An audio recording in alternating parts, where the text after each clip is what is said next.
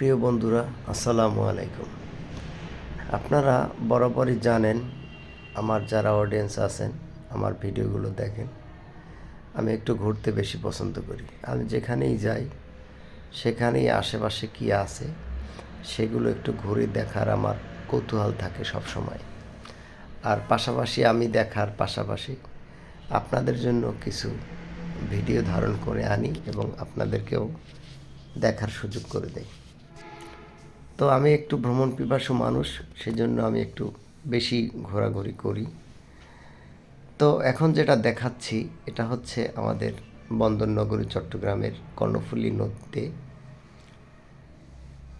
বন্দরের আশেপাশে শত শত জাহাজ নোঙর করা আছে এবং কিছু জাহাজ থেকে জেটিতে মাল খালাস হচ্ছে।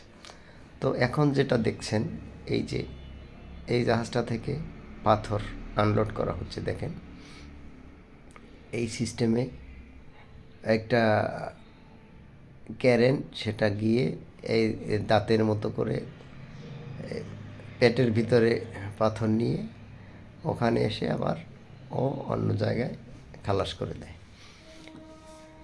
এটা প্রত্যেকটা জেটির সাথে এরকম বড় বড় ক্যারেন আছে, এক এক জায়গায় এক এক রকম।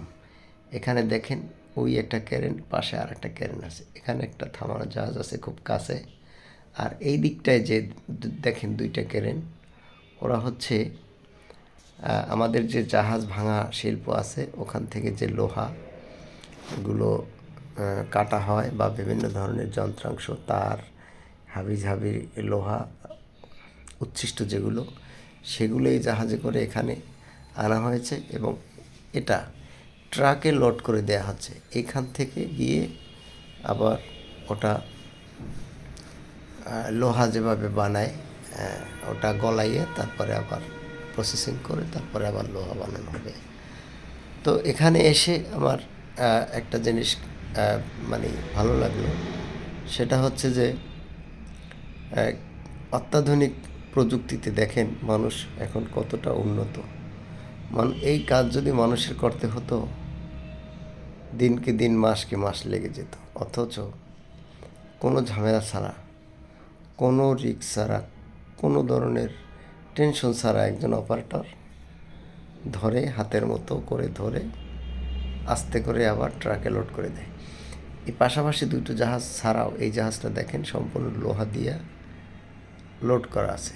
এই জাহাজ দুটো খালাস হওয়ার পরে এই জাহাজটা খালাস হবে এবং আশেপাশে দেখেন কতগুলো জাহাজ পড়ে আছে। এখানে আরেকটা জেটিতে আসছি আমি, দেখেন অন্য আরেকটা জেটিতেও এই সেম প্রসেসিংয়ে হচ্ছে মাল খালাস হচ্ছে।